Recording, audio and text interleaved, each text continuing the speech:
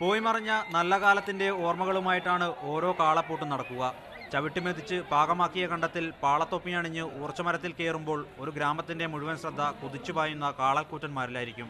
8ഉം 10ഉം സെറ്റായിട്ടാണ് ഊര. എന്നിട്ട് അതിന് ബോളടിക്കണം. ഞാൻ മറ്റവനെ പിടിക്കും, മറ്റവനെ പിടിക്കും. അതിൻ്റെ ഉള്ളിൽ നിന്ന് ഇടത്തോട്ടും വലത്തോട്ടൊക്കെ മറിച്ചിട്ട് അതിന് ഗോളടിക്കണവനാണ് ഒരു കൂട്ടിക്കാരൻ. അങ്ങനെയാണ് പഠിച്ചത് നമ്മൾ. പാടത്ത് ചെളിവെള്ളം തെറിപ്പിച്ച് മത്സരക്കാളകൾ കുതിച്ചു പായുമ്പോൾ പാടവരമ്പിലും തോട്ടുവക്കിലും ആർപ്പുവിളികളുമായി ഒരു ഗ്രാമം മുഴുവൻ കാഴ്ചക്കാരായി ഉണ്ടാവും. ഇത് തുടങ്ങിയപ്പോൾ വലിയൊരു വിജയത്തിലുള്ളത്. അതായത് എല്ലാവരും സഹകരണം ഉണ്ടായതുകൊണ്ട് വളരെ ഒപ്പിച്ച വിജയമാണ്. പുതിയ ആളുകളെല്ലാം ഈ സപ്പോർട്ട് ഉണ്ട്. തന്നെയല്ല, മലപ്പുറം ജില്ലയിൽ നിന്നാണ് അധികം കന്നുകൾ വന്നത്. നമ്മൾ കോഴിക്കോട് ജില്ലയിൽ ഇത് വളരെ കുറവാണ്. അപ്പോൾ അതിൽ ഞങ്ങൾക്ക് വലിയൊരു 35 വർഷങ്ങൾക്ക് ശേഷമാണ് കൊടിയത്തൂരിൽ കാളപ്പോട്ട് മത്സരം നടക്കുന്നത്. വർഷങ്ങളായി വിസ്മൃതിയിലാണ്ട സംസ്കൃതിയെ പുതുതലമുറയ്ക്ക് പകർന്നു നൽകുകയെന്ന ലക്ഷ്യവുമായിട്ടാണ് കാളപ്പോട്ട് മത്സരം നടന്നത്. മീഡിയ 1 കോഴിക്കോട്.